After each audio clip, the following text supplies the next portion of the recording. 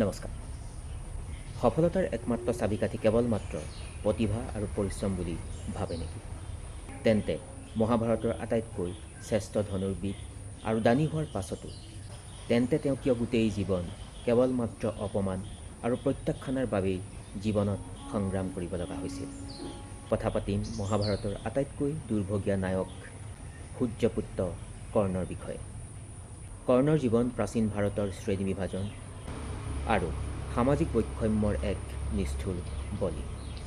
কৰ্ণই গাত দেৱতাৰ তেজ লৈ জন্মগ্ৰহণ কৰিছিল। তথাপিও কিন্তু তেখেতে সূতপুত্ৰৰ আখ্যা পাইছিল। গুৰু দ্ৰোণাচাৰ্যই কৰ্ণক গুৰুক শিক্ষা প্ৰদান কৰা নাছিল, কাৰণ তেওঁ ৰাজকুমাৰ নাছিল। আৰু ঠিক সেইদৰে কুলীন নোহোৱাৰ বাবেই দ্ৰৌপদীয়ে কৰ্ণক প্ৰত্যাখ্যান কৰিছিল।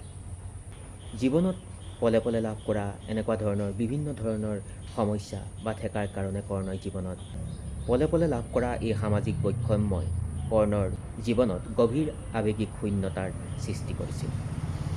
আৰু তেওঁ জীৱনৰ সেই শূন্যতা পূৰণ কৰিবলৈ তেওঁৰ জীৱনলৈ আহিল দুৰ্যোধন।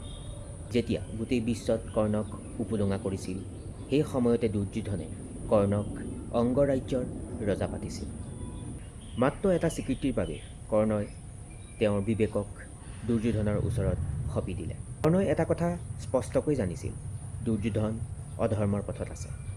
কিন্তু কৃতজ্ঞতাৰ বোজাই তেওঁক ইমানেই অন্ধ কৰি পেলাইছিল যে তেওঁ ন্যায় আৰু অন্যায়ৰ কথা পাহৰি পেলালে। কৰ্ণৰ এই কথাৰ পৰা আমি এটা কথাই শিক্ষা পাওঁ যে কিন্তু ভুল মানুহৰ প্ৰতি থকা আপোনাৰ অন্ধ আনুগত্যই এদিন আপোনাৰ পতন মাতি আনিবই। আপোনালোকে এই কথাখিনিক সমাজৰ শ্ৰেণী বিভাজন বুলি বিবেচনা কৰিব নে দুৰ্যোধনৰ স্বাৰ্থপৰতাৰ কথাটো ক'ব? এটা কমেণ্ট কৰি পঠাব বুলি আশা কৰিছোঁ। পুনৰবাৰ সকলো লোকে শ্ৰদ্ধা জনাই সামৰিছোঁ। সকলো ভালে থাকিব। নমস্কাৰ। আপোনাৰ মতে কৰ্ণৰ এই কৰুণ পৰিণতিৰ বাবে কোন দায়ী?